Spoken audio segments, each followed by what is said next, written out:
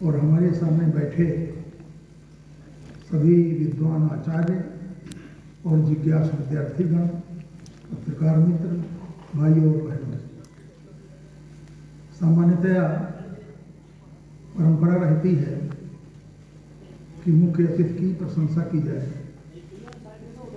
तो उसमें हमारे मित्र ने मुझे ऋषि तक कह डाला है। तो ये परंपरा है कि प्रशंसा की जाए, तो उसी में ये प्रशंसा यहाँ हुई है। इस बात को गंभीरता से नहीं लेना चाहिए। मैं बताओ भैया, हम सब गीता पर चर्चा के लिए आज इस कार्यक्रम में उपस्थित हैं। मेरे जिम्मे कृष्णदत्त जी ने और पालीवाल जी ने गीता पर कुछ निवेदन करने का आदेश दिया था। वो बिग बॉस है, कई बार आग्रह भी किया, और मैं सौभाग्यशाली हूँ कि दुनिया के प्रतिष्ठित महानगरों में से एक कानपुर के इस सुंदर भव्य शिक्षा संस्थान में मुझे अपनी बात कहने का अवसर दिया गया है। कृपया सभी आदरणीय बंधु हमारा सादर प्रणाम स्वीकार करें, और कुछ बातें मैं गीता पर अवसर के अनुरूप कहने का प्रयास करूंगा, और कुछ बातें आपको विद्वानों को विषयांतर भी लग सकती हैं। ऐसी बातें भी मैं कुछ कहने वाला हूँ। गीता का प्रारंभ विषाद से होता है और गीता का समापन प्रसाद से होता है। तो दो चीजें हैं, एक विषाद, एक प्रसाद। विषाद पहले अध्याय में ही आ गया है और प्रसाद अंतिम में आया है। नष्टो मोहा स्मृति लब्धवा तव प्रसादात्मा नच्युत। हे कृष्ण, आपके प्रबोधन से मेरा मोह नष्ट हो गया और आपके प्रसाद से तव प्रसादात्मा। मैं प्रोफेसर सुधीर को कह रहा था कि मैं संस्कृत का विद्यार्थी कभी नहीं रहा, और उन्होंने बताया कि मैं तो साइंस का आदमी हूँ, तो हम दोनों एक जैसे हो गए। मूल विषय ना इनको मालूम ना हमको मालूम। अब प्रश्न उठेगा कि ये विषाद क्या है। गीता के पहले अध्याय में ही अर्जुन के सामने कठिनाई आती है। युद्धरत, युद्ध प्रवृत्त, उसके अपने घर के लोग सब सामने खड़े हैं और संबंधी सगे हैं।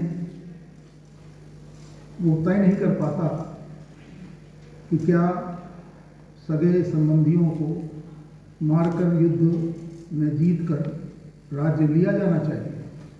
तो शुरू में तो उसकी स्थिति शेक्सपियर के नाटकों जैसी। शेक्सपियर के नाटकों के नायक प्रायः द्वंद्व में फंसते हैं, दिस वे और दैट वे, टू बी और नॉट टू बी। वैसी स्थिति है अर्जुन की। लेकिन धीरे धीरे कृष्ण की बातचीत सुनते हुए, थोड़ी थोड़ी बातचीत,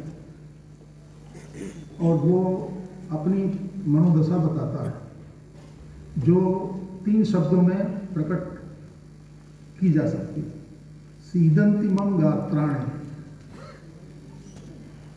और आगे मुखम च परिशुष्यति। हमारा पूरा शरीर उसमें कपकपी है और हमारा मुंह सूख रहा है। हे कृष्ण, मैं युद्ध नहीं करूंगा। ये यहाँ अर्जुन निश्चयात्मक हो गया है। पहले तो उसमें दाएं या बाएं जाए की बात थी, वो निश्चयात्मक हो गया है। इसके बाद गीताकार ने बहुत सुंदर प्रयोग किया है शब्द। श्री कृष्ण ने हंसते हुए कहा। अब जब मैं गीता को पढ़ रहा था तो मुझे लगा कि यहाँ तो कह रहा है कि हम लड़ाई नहीं करेंगे और कृष्ण हंसते हुए बात कर रहे हैं। हंसते हुए बात इसलिए कर रहे हैं कि वो स्वयं निर्णय ले रहा है। पहले कहता है कि सब नातेदार खड़े, ये खड़े, वो खड़े, अब मैं क्या करूँ। और फिर एकदम से निर्णय लेता है कि ये त्रिलोकी मैं युद्ध नहीं करूँगा। तो स्वाभाविक ही जो उपदेशक है ज्ञान दे रहा है तो उसको हंसी आएगी ही। तो हमारे आप सबके जीवन में जो बच्चे हैं उनके भी जीवन में अभी कुछ कम होगा, आगे आएगा। सबके जीवन में जीवन संचालन के लिए तमाम आधारभूत सत्य आज स्पष्ट दिखाई पड़ते हैं और समझ में नहीं आता कि इस जीवन का, सृष्टि का, संसार का, विश्व का वास्तविक रहस्य क्या है। और इस वास्तविक रहस्य को जानने के लिए हमारे राष्ट्र जीवन में बहुत प्राचीन काल से, जब हम प्राचीन कहते हैं तो क्लियर नहीं होता, वैदिक काल से ही हमारे राष्ट्र जीवन में प्रश्नों की परंपरा रही है। दुनिया की किसी भी सभ्यता, दुनिया की किसी भी संस्कृति में भारत जैसी प्रश्नाकुल बेचैनी नहीं मिलती। गीता भी अर्जुन के प्रश्नाकुल चित्त का उत्तर है। रामचरितमानस में काव्यसुन जी और गरुड़ इनके प्रश्नोत्तर है। महाभारत में यक्ष और युधिष्ठिर के बीच प्रश्नोत्तर है। भारत की धरती हमेशा जिज्ञासा और प्रश्नों से भरी पूरी रही है। ऋग्वेद के पहले मंडल में ही एक सुंदर सा मंत्र आता है जहां ऋषि कहता है, प्रक्षामि त्वाम भुवनस्य नाभि, हे देवताओं, ये ब्रह्मांड बहुत बड़ा है और मैं तुमसे इस ब्रह्मांड का, सभी भुवनों का केंद्र जानना चाहता हूं। तो हमारे पूर्वज ऋषि ब्रह्मांड का केंद्र जानने की जिज्ञासा में थे। तो उस परंपरा में जब गीता से और इधर की तरफ आते हैं, आधुनिक की तरफ, तो बीच में उत्तर वैदिक काल आता है और उत्तर वैदिक काल में तमाम उपनिषद हैं। कठोपनिषद पुरानी है, गीता से बहुत प्राचीन है इतिहास की दृष्टि से। तो कठोपनिषद की अनेक बातें गीता में ठीक उसी रूप में दिखाई पड़ती हैं। जैसे कोई व्यक्ति जो ये समझता है कि हम किसी को मारते हैं या वो सोचता है कि हमको कोई मार सकता है, हे अर्जुन, ये दोनों सत्य नहीं जानते। ये बात कठोपनिषद में भी है, यम और नचिकेता के बीच यही बात हमारे यहाँ है। तो कोई कह सकता है कि क्या ये बात कोई नई नहीं लिखी जा सकती थी? असल में जो भारतीय परंपरा है चिंतन की, दर्शन की, इस परंपरा में कंटिन्यूटी है, निरंतरता है। तो जो बात आपको ऋग्वेद का ऋषि करता दिखाई पड़ेगा, वही बात काल के क्रम में कृष्ण, वही बात काल के क्रम में कोई ऋषि दोहराएगा। ये दोहराव उससे भिन्न नहीं होगा। दुनिया के अन्य देशों में ऐसी सांस्कृतिक निरंतरता नहीं दिखाई पड़ती, कंटिन्यूटी नहीं दिखाई पड़ती। तो जो परंपरा हमारी है, उस परंपरा और तत्कालीन दर्शन, गीता के रचना काल में, वो महाभारत का हिस्सा है गीता, तो गीता के कालखंड में तमाम तरह की परिस्थितियां नई हो चुकी थी। मैं विद्वानों का ध्यान आकर्षित करूंगा ऋग्वेद के पुरुष सूक्त के बारे में। एक विराट पुरुष की कल्पना की गई है और बताया गया है कि वो सहस्त्र शीर्षा, हजारों सिर वाला, हजारों पैरों वाला, हजारों हाथों वाला है और उसके भीतर ये पूरा ब्रह्मांड भरा हुआ है। ऐसी कल्पना की गई। कल्पना, जब मैं शब्द कहता हूँ तो किसी को आपत्ति न हो, क्योंकि ऋषि ने स्वयं ही उस पुरुष का वर्णन करते हुए स्वयं ही कहा है कि विद्वान लोग इसकी तरह तरह से कल्पना करते हैं। एक विराट दिखाई पड़ता है ऋग्वेद में, उसके बहुत समय बाद, 1000 साल, 1500 साल बाद, फिर एक विश्व रूप दिखाई पड़ता है गीता में। तो जरा विराट से और विश्व की तुलना करिए। तो ऋग्वेद में वो पूरे इस जगत का, ब्रह्मांड का, सूर्य का, चंद्र का, धरती का, आकाश का, प्रीति का, प्यार का, अहंकार का, सबको एक जगह पर लाता है पुरुष। और उसी तरह से यह विश्व रूप है गीता का। तो दोनों में बड़ा मेल दिखाई पड़ेगा। क्यों दिखाई पड़ेगा? क्योंकि सत्य तो एक है, एकम सत्य विप्रा बहुधा वदन्ति। उसको अपने अपने ढंग से हम लोग कह लेते हैं। तो गीता में एक विद्यार्थी के रूप में मैं कह रहा हूँ, मैंने अपनी गीता की पुस्तक लिखते समय, लिखने के पूर्व उपलब्ध तमाम विद्वानों के गीता के भाष्य पढ़े। मेरा अनुमान है कि भारत में जितने उपलब्ध होंगे सब मैंने पढ़े होंगे, उस हिसाब से मैं किताब लिख रहा। पर बात तो वही निकल रही थी जो पहले से चली आ रही। अब एक शब्द है जिसकी ओर मेरा मन था कि मैं यहाँ जरूर कहूँ, और वो है अध्यात्म। मैं तमाम अखबारों में लिखता हूँ और हमारे लेख भारतीय संस्कृति से जुड़े रहते हैं। तो बहुत सारे मित्र इसी आधार पर हमको आध्यात्मिक कहते हैं और फिर कहते हैं कि मैं भी आध्यात्मिक हूँ। मित्र लोग आते हैं, कहते हैं पंडित जी आप आध्यात्मिक आदमी हो, मैं भी आध्यात्मिक हूँ। तो हमने अनेक विद्वानों से जो मुझसे मिले गपशप के दौरान, उनमें से डॉक्टर साहब भी कसरत जी, तो मैंने पूछा कि आध्यात्मिक माने क्या? आप हमको भी आध्यात्मिक बनाए दे रहे हो, स्वयं भी आध्यात्मिक, इसके मतलब क्या? तो जो सरल चित्त है उन्होंने कहा भाई यही कि रामायण पढ़ लेना और होली मनाना, दीपावली मनाना, कुछ कर्मकांड करना, कुछ व्रत रहना वगैरह वगैरह, यही अध्यात्म है। और हम लोग भी आपस में अगर विचार करने बैठें शांत चित्त से, तो इस प्रश्न का उत्तर सबके पास नहीं होगा, मेरे पास भी नहीं, लेकिन मैं गीता में है। तो गीता में अर्जुन सीधा प्रश्न करते हैं कृष्ण से, किम अध्यात्म? हे अर्जुन, हे कृष्ण, ये अध्यात्म क्या है? सीधा प्रश्न करते हैं। यहाँ विज्ञान के छात्र बहुत बैठे हैं, उसमें कोई दाएं बाएं घूमना नहीं, सीधे किम अध्यात्म, क्या है अध्यात्म? तो प्रश्न का उत्तर भी सीधा, जैसे प्रश्न सीधा उत्तर भी सीधा। स्वभावो अध्यात्म उच्यते, दो ही शब्दों का है, स्वभावो अध्यात्म उच्यते, तीन शब्दों का। स्वभाव ही अध्यात्म कहा जाता है। अब आ गया स्वभाव, पहले अध्यात्म था तो अध्यात्म को किनारे करिए, स्वभाव को ही अध्यात्म कहा गया। तो स्वभाव का थोड़ा पोस्टमार्टम कर लें। अगर मैं गुस्सा हो जाऊं अभी, जबकि होऊंगा नहीं, आप चाहे जो कहो, लेकिन अगर मैं गुस्सा हो जाऊं और ये कहूं कि ये माइक ठीक नहीं, मैं माइक फेंक दूं, तो बाहर, क्योंकि हमारा नाम राजनीतिक कार्यकर्ता के रूप में बड़ा है, तो अखबार के लिए तो ये मजेदार खबर होगी। तो उसमें से मान लीजिए प्रोफेसर सुधीर से पूछें, आप तो बगल में बैठे थे, आपको क्या लगता है? तो वो हमको बचाने के लिए कहेंगे यार उनका स्वभाव ही ऐसा है, क्या किया जाए।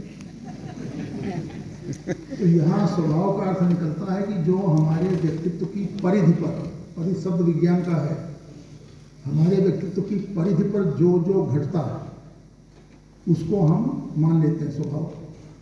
गीता का अभिप्राय उस स्वभाव से नहीं है जो परिधि पर घटता है। स्व हमारा अंतरतम भाग है, भीतर। तो जो हमारा अध्यात्म होगा वो हमारे भीतर खिल रहा है, भीतर पक रहा है, भीतर उग रहा है, भीतर कली बनता है, भीतर फूल बनता है, भीतर रस बनता है, सोम बनता है, शाम बनता है, छंद बनता है। जो भीतर है वो, और जो बाहर है उसी आधार पर ये कहना कि तो स्वभाव, उस आधार पर नहीं। जो बाहर हम लोग करते हैं वो स्वभाव नहीं है, वो परिधि पर किया गया हमारा कर्म विभाग है। हो सकता है हम ठीक न बोल रहे हैं, लेकिन जो स्व शब्द है उसी से एक बड़ा सुंदर शब्द बना स्वार्थी, बड़ा प्यारा शब्द है, इसका उपयोग है जीवन में। लेकिन ये शब्द बड़ा निंदित हो गया है कि वह आदमी बड़ा स्वार्थी, स्व के लिए, स्वार्थी माने स्व के लिए, अर्थ तो जो स्व के लिए काम करता, स्व और स्व भीतर के भाग है। आपको जो स्वार्थी है ठीक से उसका अध्ययन करिए, तो अगर वो छात्र है तो बहुत ठीक से पढ़ता है, अगर वो अध्यापक है तो बहुत मेहनत से पढ़ता है, क्योंकि स्वार्थी है और उसका स्वार्थ इसमें है कि हमको यश मिले, प्रतिष्ठा मिले आदि। तो एक शब्द इसी स्व से बनता है स्वस्थ, अपने में होना, स्वस्थ। हम लोग अर्थ लेते हैं कि जो बीमार नहीं वो स्वस्थ है, अपने में होना। इसी शब्द बनता है गृहस्थ, ग्रह में होना। तो जो गीता का स्वभाव है उसकी तरफ ध्यान आकर्षित करता हूँ। स्वभावो अध्यात्म उच्यते, कृष्ण ने अर्जुन को बताया कि जो स्वभाव है आपका ओरिजिनल है, जो भीतर, उसकी तरफ आपका ध्यान जाए, उसको आप देखें, उसकी गतिविधि का अध्ययन करें, ये हुआ अध्यात्म। ऐसे ही गीता में एक शब्द, और गीता में भी और भारत के राष्ट्र जीवन में भी एक शब्द चलता है यज्ञ। और क्योंकि गीता भारतीय दर्शन चिंतन का प्रतिनिधि ग्रंथ है, तो स्वाभाविक ही यज्ञ की भी व्याख्या होनी चाहिए। और यज्ञ वैदिक काल में प्रतिष्ठित कर्मकांड थे। तो यज्ञ पर जो बात गीता में कही गई वो अन्यत्र नहीं मिलती, इसलिए गीता का अन्यत्र इस अर्थ में मिलती है कि सृष्टि सृजन के बारे में बताते हैं कि देवताओं ने यज्ञ किया, ये ऋग्वेद में बताते हैं। लेकिन यहाँ जो बताते हैं बहुत सुंदर है, बहुत वैज्ञानिक है। बताया कि हे अर्जुन, सारे प्राणी अन्न से पैदा होते हैं, सारे प्राणी अन्न से पैदा होते हैं, और अन्न वर्षा से पैदा होता है। और फिर वर्षा कैसे पैदा होती है? मेघ से। उसी श्लोक में कहते हैं, पहले कहते हैं कि सारे प्राणी अन्न से हैं और अन्न वर्षा से है, और बताते हैं हे अर्जुन, और वर्षा सत्कर्मों से होती है। अब ये कितना सुंदर है, इसको भौतिकवाद में डालें, अध्यात्मवाद में डालें, किसी दार्शनिक विद्वान की उक्ति के आधार पर तय करें। बहुत सुंदर सा यज्ञ चक्र समझाया, मैं दोहरा देता हूँ। अन्नादिभवत पर्जन्या, अन्न से वर्षा, और जो अन्न है वो उसी से मनुष्य। तो बताते हैं कि जो ये वर्षा होती है ये कैसे होती? हमारे आपके सत्कर्मों से। पूरा भारत, पूरा कानपुर सत्कर्म से रत हो तो समय पर वर्षा होगी। तुलसीदास जी इसी बात को कहते हैं, मांगे वारिधि देहि जल रामचंद्र के राज। ऐसी वर्षा की बहुत जल्दी आपने प्रार्थना की, आकाश की तरफ आपका ध्यान गया और वो ध्यान पानी बरसने लगा। गीता में इस पॉइंट को कृष्ण जी ने स्पर्श किया है, उस पर जल्दी के मारे संकोच में वो छोड़ गए हैं। तो हमारी ज्ञान गीता में उन्होंने बताया कि ज्ञान योग है, सांख्य योग है, ये बातें बताई। तो गीता में जो भी फिलॉसफी के पॉइंट हैं वो सब योग के रूप में दिए गए।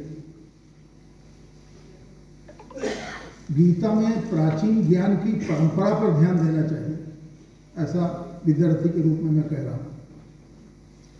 चौथे अध्याय में कृष्ण शुरू में ही कहते हैं कि हे अर्जुन, ज्ञान की परंपरा बता रहे हैं।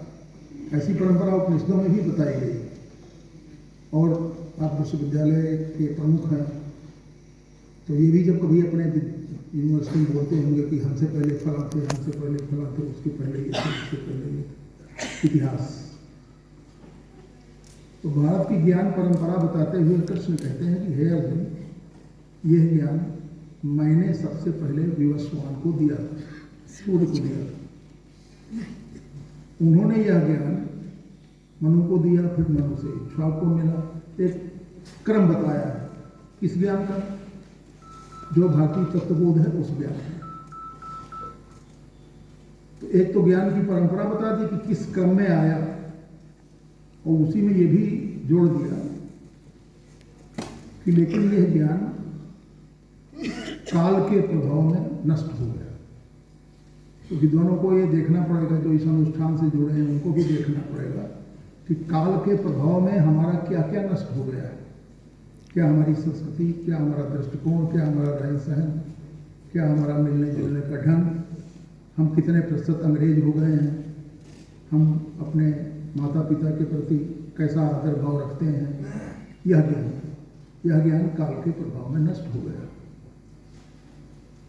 हम क्या कुछ खो चुके हैं। तो कृष्ण कहते हैं कि हे अर्जुन, वही ज्ञान मैं तुमको बताने जा रहा हूं जो काल के प्रभाव में नष्ट हो गया था, जो सूर्य से लेकर और इक्ष्वाकु मनु तक आया और ऋषियों तक आया। तो कृष्ण कहते हैं वही ज्ञान मैं तुमको बताने जा रहा हूं। तो इस पर स्वाभाविक ही अर्जुन ने आपत्ति की। अर्जुन ने कहा कि ये कब की बात आप कर रहे हैं, हम आप तो इस समय हैं, ये तो बहुत पुरानी बात है। तो कृष्ण ने कहा कि मेरे तेरे बहुत जन्म हो चुके हैं अर्जुन, मैं जानता हूं, तू नहीं जानता। अब यहां पर पुनर्जन्म की बात आ गई, और पुनर्जन्म विज्ञान के लिए, दुनिया के दार्शनिकों के लिए, हमारे आपके जैसे विद्यार्थियों के लिए एक चुनौती, पहेली है पुनर्जन्म।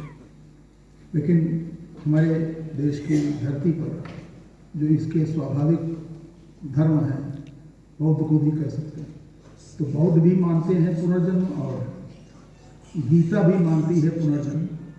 हम हिंदू भी पुनर्जन्म मानते हैं। जानते कितना है ये विषय बहस का हो सकता है, लेकिन हम लोग पुनर्जन्म मानते हैं। और गीता में ही एक स्थान पर पुनर्जन्म के बारे में बहुत सुंदर चर्चा है। मैंने कृष्ण जी को अपने घर पर एक बार बताया था।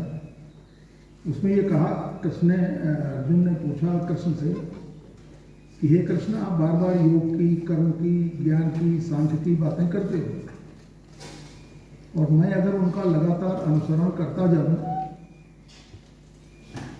और तो भी मुझे मेरा अनुष्ठान पूरा न हो और मेरा काम न पूरा और बीच में ही हमारा निधन हो जाए तो क्या होगा।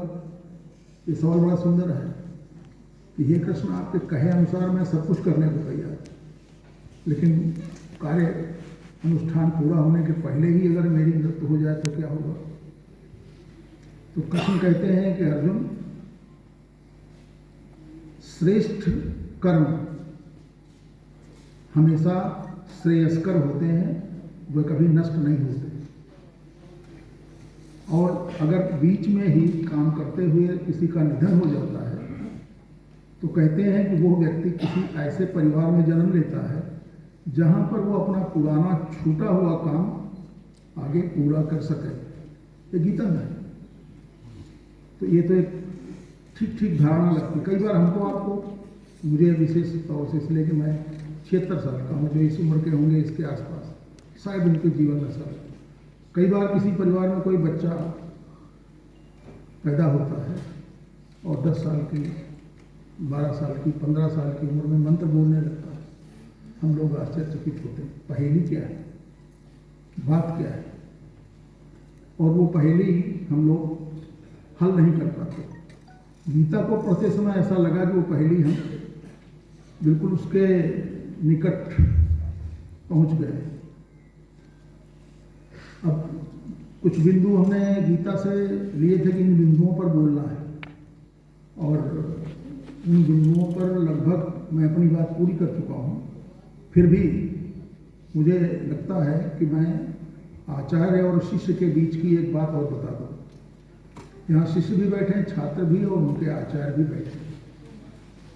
तो कठोपनिषद में यम और नचिकेता के बीच की बातचीत में तमाम बातें बताने के बाद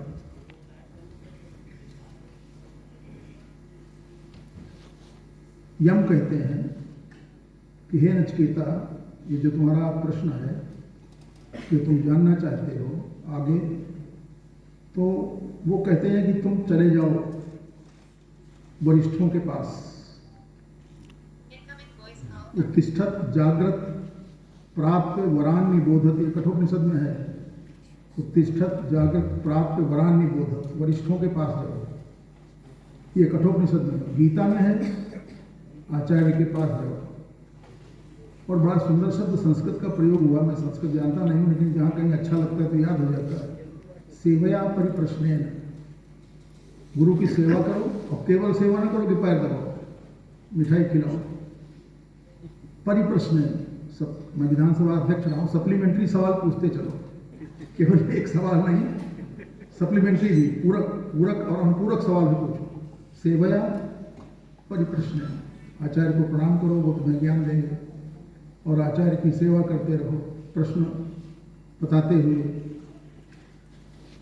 तो ये जो सूत्र है गीता का, और यही सूत्र कठोपनिषद में भी है। वहाँ जरा दूसरे ढंग से कही गई वैदिक साहित्य में बात की गई है। उत्तिष्ठत जागो, उठो जागो, प्राप्त वरान्य, वरिष्ठों के पास जाओ, और वरिष्ठों के पास जाओ। ये है देशना, ये परंपरा हमारे देश की धरती पर वैदिक काल के पहले से है कि ज्ञान प्राप्त करना है तो वरिष्ठों के पास जाओ, वरिष्ठों का आदर करो, वरिष्ठों को प्रणाम करो, उनकी बातें सुनो, उनकी बातें मानो। अब मैं एक दो बिंदु, आप लोग भी गए होंगे, और मुख्य अतिथि को झेलना बड़ा कठिन होता है। मैं दो तीन मिनट में अपनी बात समाप्त करता हूँ। गीता का एक पूरा अध्याय विभूति योग नाम से, और वो कोई याद करे तो बड़े आसानी से याद हो जाएगा। हे अर्जुन, मैं पीपल का वृक्ष मैं ही हूं। तो संसार की जो भी श्रेष्ठ चीज उस समय रही तो कहते हैं हे अर्जुन, नदियों में गंगा मैं हूं। हे अर्जुन, जो चांद तारे खिलते हैं उनमें चंद्रमा मैं हूं। हे अर्जुन, जो तेज है धरती पर आता है वो सूर्य मैं हूं।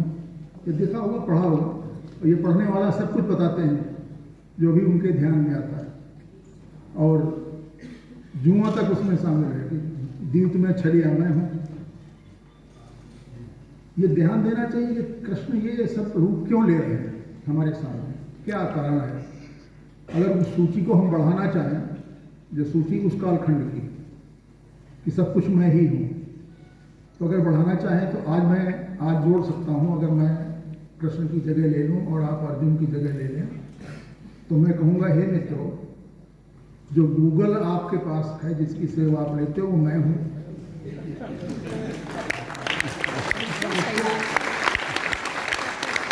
इसको उसी अर्थ में ले रहे हैं जिस अर्थ में कृष्ण बोले हैं। कृष्ण ये बताना चाहते हैं कि पूरी टोटलिटी, अगर विज्ञान के मित्र बैठे हुए हैं छात्र, पूरी टोटलिटी, संपूर्णता, जो टोटलिटी है, उस टोटलिटी को प्रतिनिधित्व देते हैं कृष्ण। तो जैसे अभी हमने कहा कि गूगल मैं हूं, ऐसे जो मोबाइल महंगा वाला है, मैं नहीं जानता कौन सा होता, हम तो छोटा वाला रखते हैं क्योंकि उसके फोटो हम पकड़ नहीं पाते। तो आप कह सकते हैं कि मुझे मालूम है कि वो i10 जो मोबाइल है, हे अर्जुन मैं ही हूँ। और जो कानपुर की गंगा है वो मैं हूँ। कानपुर में जो जाम लगता है चौराहों पर, हे कृष्ण, हे मित्रों मैं ही हूँ। या ये जो मीटिंग चल रही, बैठक चल रही है, इसमें जो श्रोता है मैं ही हूँ, जो वक्ता हैं वो भी मैं ही हूँ, जो श्रोता हैं वही मैं हूँ। तो ये एक, उसको पढ़ते समय अगर इस तरह दिमाग जाए दाएं बाएं, मेरा इसलिए जाता रहा है कि हम एक विद्यार्थी की तरह अध्ययन करते हैं, पहले नोट्स बनाकर करते हैं। यदि उस पढ़ाई का कोई लाभ नहीं मिलता, क्योंकि हम लोग राजनीतिक क्षेत्र में हैं और हमारा पोलिंग बूथ ठीक रहे तो सब ठीक और हम बड़े ज्ञानी घोषित हो जाए तो कोई उसका लाभ नहीं मिलता। मंच पर मुख्य अतिथि बन जाने का फायदा तो है कि पढ़ाई लिखाई उसका इतना लाभ मिलता है। तो उसको ठीक से पढ़ना, और अभी डॉक्टर कृष्ण जी ने उससे एक 2 शब्दों वाला एक निकाला था, वो अभ्यास और वैराग्य। क्या है अभ्यास और, हाँ, अभ्यास और वैराग्य, कि किसी काम को लगातार करना और उस काम के से मुक्ति भी मन में रहे, अभ्यास और वैराग्य। ठीक यही दोनों शब्द पतंजलि के योग सूत्रों में दिया है कि अभ्यास और वैराग्य से करना चाहिए, क्योंकि योग का उद्देश्य तो चित्तवृत्ति निरोधा बताया गया। लेकिन पतंजलि का योग सूत्र पूरा पढ़ते हुए गीता में योग को लेकर जितने प्रसंग आए हैं वह सारे के सारे पतंजलि और गीता में मिलते हैं। तो फिर कोई कह सकता है कि या तो पतंजलि ने गीता से सामग्री ली या हम लोगों ने पतंजलि से सामग्री ली। ऐसा नहीं है। जो सत्य है वो सत्य की जो अपने यहाँ परिभाषा वैदिक परिभाषा है उस पर काल का प्रभाव नहीं पड़ता। काल अबाधित है सत्य, उस पर समय का प्रभाव नहीं पड़ता। तो अभ्यास और वैराग्य ये छात्रों के लिए उपयोगी हो सकता है। खूब पढ़ना, खूब लिखना, खूब, और फिर ये दिमाग से निकालते जाना कि इसी आधार पर आगे सब कुछ ताना बाना बनेगा हमारा और हम सफल होंगे। जो गीता की मुख्य धारा है वो अनासक्त कर्मयोग है, गांधी जी का शब्द है। निष्काम कर्मयोग है और विद्वानों का शब्द है। तो कई बार लोगों को लगता है, बड़ी उल्टवासी लगती है कि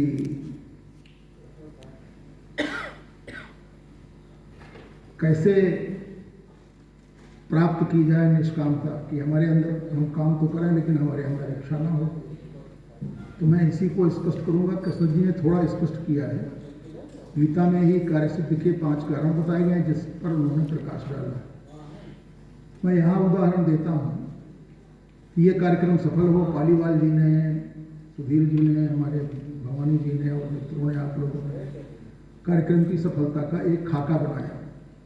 खाका बनाते समय सूक्ष्म घटकों पर भी ध्यान दिया, माइक्रो जिसे अंग्रेजी में कहते हैं, और समग्रता में भी ध्यान दिया, बड़े घटकों पर भी जिसे मैक्रो कहते हैं। तो हर तरह से ध्यान दिया, लेकिन यहाँ आए तो बिजली चली गई। तो इसलिए हम यहाँ समय पर आना चाहते थे और कृष्ण जी को हमारे घर आ गए थे बहुत जल्दी। तो रास्ते में कई जगह ऐसी स्थिति आई जहाँ पर जाम दिखाई पड़ा, कई और परिस्थितियाँ आई। तो अगर ये मान लिया जाता कि हमारी इच्छा से सब होता है तब तो गड़बड़ हो जाएगा। इसलिए कि जो जहाँ जाम लगा था वो एक प्रभाव हमारी यहाँ की यात्रा पर पड़ा। हम अध्ययन करते हैं देर रात तक। हम यहाँ पर बहुवचन है, आप सब मिलाकर हम अध्ययन करते हैं और अध्ययन के समय बाहर कोई झगड़ा हो गया, चिल्लपो मचा, आप स्वाभाविक रूप से घर के बाहर निकल कर जाएंगे। तो क्या हमारे कहे अनुसार, हमारी इच्छा के अनुसार, हमारा जो हम चाहते हैं वैसा कर्म का फल हमको मिल सकता है? इस पर तमाम विचार मिलते हैं, लेकिन गीता का विचार सबसे सुंदर है कि हम काम करते चलेंगे। और गीता ये भी दिखाती है, देखिए ये घटक है, पूरी जो व्यवस्था है जो हमारे काम को होने या ना होने, जो हमारे काम के अनुकूल अथवा प्रतिकूल होने, इसका पूरा दर्शन दिग्दर्शन गीता कराती है। और उसको ध्यान में रखकर हम अपने जीवन की सफलता का, कर्म फल प्राप्ति का खाका और ढांचा बना सकते हैं। और अंतिम बात आज के निवेदन की, जहाँ पर गीता समाप्त हो रही है वहाँ पर कृष्ण पूछते हैं कि क्या क्या हुआ, क्या समझे तुम? जैसे मास्टर साहब हम लोगों को पढ़ाते थे, क्या समझे बीच बीच में कहते थे, डांट देते थे। तो वो कृष्ण ने अर्जुन से पूछा कि क्या सुना तुमने, कैसा रहा? तो वही उत्तर है, नष्टो मोहा, मोह नष्ट हो गया, स्मृति मिल गई। ये मैं स्मृति को अंडरलाइन किए लेता हूँ क्योंकि ये महत्वपूर्ण शब्द है। नष्टो मोहा स्मृति लब्ध्वा तव प्रसादात्मान अच्युत। प्रसाद के बारे में बता चुका हूँ कि विषाद से प्रसाद तक। तो क्या क्या घटनाएं हुई? एक तो मोह नष्ट हो गया, स्मृति मिल गई, नष्टो मोहा स्मृति लब्ध्वा तव प्रसादात्मान अच्युत, आपके प्रसाद। ये जो स्मृति मिली, ये स्मृति क्या है? अंग्रेजी में निपटाना हो तो कह देंगे मेमोरी है। मस्तिष्क के छोटे छोटे तंतुओं का, टिश्यूज का, कोशिकाओं का अध्ययन करना है तो उसका अलग शास्त्र है। ये मेमोरी है क्या? जो मैं समझ पाया हूँ भारतीय चिंतन दर्शन में वैदिक काल से लेकर गीता तक, हमारा आपका सबका भूतकाल है। और भूतकाल सामान्यतया जब हमारा जन्म हुआ वहाँ से हम गिनते हैं, उसी गिनती के आधार पर हम अपने को 76 साल का कहते हैं। क्या इसके पहले भी हम थे?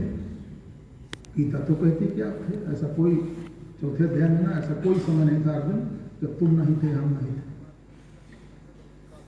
तो अगर हम अपने होने के पहले भी थे, पैदा होने के पहले, आज की तारीख में अगर हम अपना बचपन का स्मरण करना चाहें तो 8 साल की घटनाएं संभव है कुछ लोगों को याद है। इनमें से विरल कोई होगा जिसको 5 साल की पूर्व घटनाएं याद होंगी। इनमें से कोई विरल होगा जिसको 2 साल की घटनाएं अपनी याद होंगी। लेकिन जिस पॉइंट पर हम माँ के गर्भ में आए, जिस क्षण हमारा प्राण या हमारी चेतना, कोई शब्द रख सकते हैं नाम, तो वो पॉइंट क्या था, वो काल क्या था? और माँ के पेट के भीतर काल नहीं होता। ये जरा विज्ञान का मामला है कि कहाँ कहाँ पर दिक और काल, टाइम और स्पेस का प्रभाव होगा। तो माँ के गर्भ में तो काल नहीं होता। मेमोरी वहाँ हो सकती, मेमोरी होगी तो काल होगा। तो बड़ी जटिल बात कह रहे हैं कृष्ण, वो अर्जुन, गीताकार। नष्टो मोहा स्मृति, स्मृति मिल गई। अर्थात हम जहाँ से चले थे